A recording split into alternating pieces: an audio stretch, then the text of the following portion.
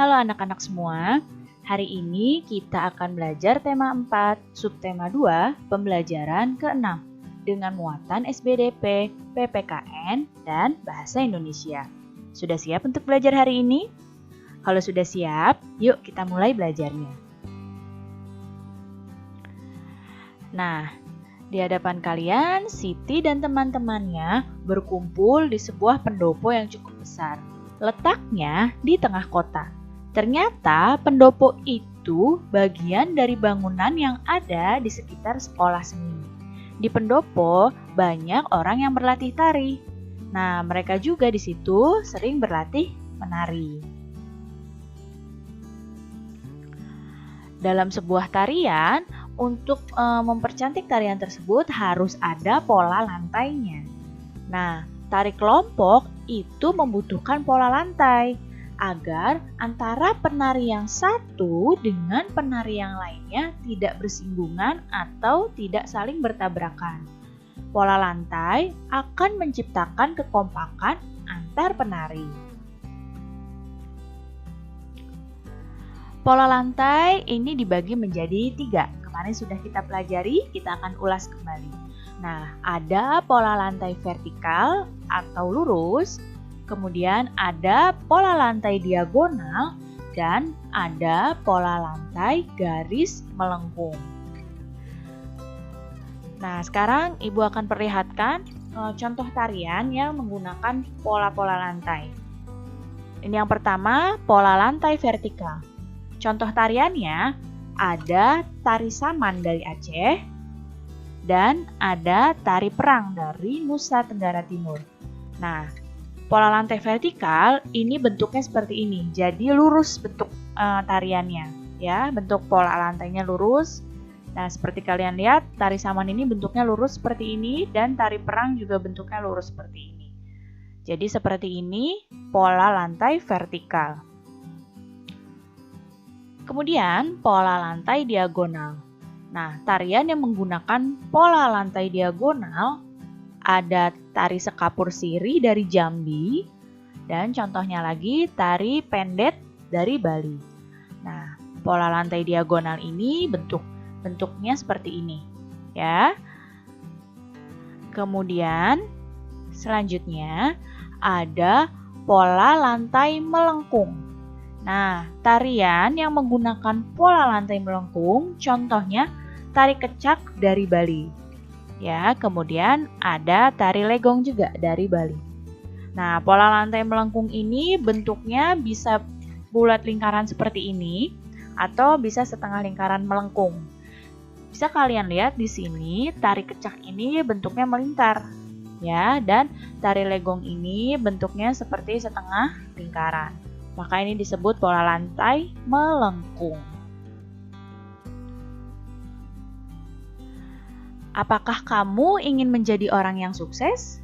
Semua orang tentu ingin menjadi orang yang sukses. Nah, kalau kamu ingin menjadi orang yang sukses, kamu harus memiliki sikap tanggung jawab. Jadi, sikap tanggung jawab itu sangat penting. Nah, sikap tanggung jawab ini harus kita lakukan dalam kehidupan kita sehari-hari, baik di lingkungan keluarga, di lingkungan sekolah, maupun di lingkungan masyarakat. Nah, contoh sikap tanggung jawab di lingkungan keluarga adalah misalnya kamu merapikan tempat tidur, kamu mencuci piring setelah makan, dan kamu membantu membersihkan rumah. Ini adalah contoh sikap tanggung jawabmu di keluarga. Masih banyak lagi contoh sikap tanggung jawab yang ada di keluarga. Kemudian, tanggung jawab di lingkungan sekolah. Apa saja contohnya?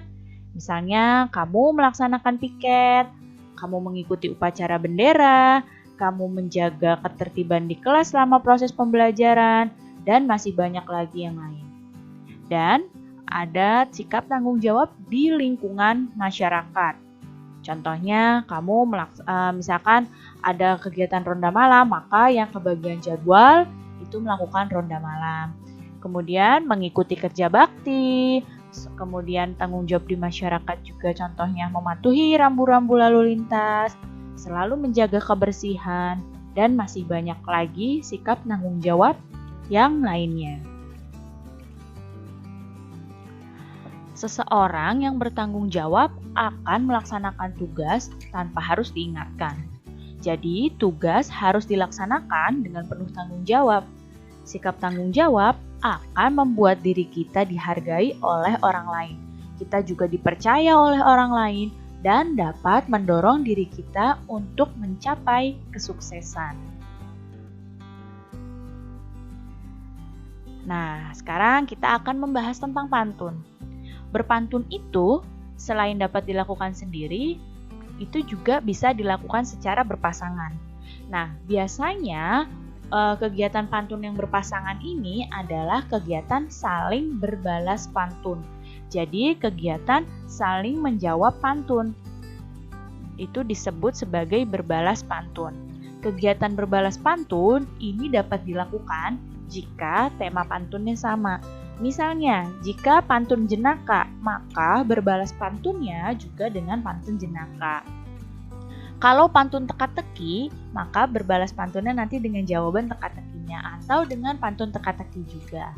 Kalau pantun nasihat, maka berbalas pantunnya juga nasihat. Kenapa seperti itu? Agar bagus pantun yang saling berbalas tersebut, ya.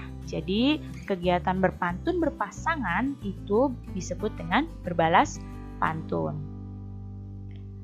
Nah, sekarang lihat di depan kalian, mereka akan saling berbalas pantun. Si Dayu menari-nari, jangan lupa pakai selendang. Wajah dia berseri-seri karena kamu selalu berdendang.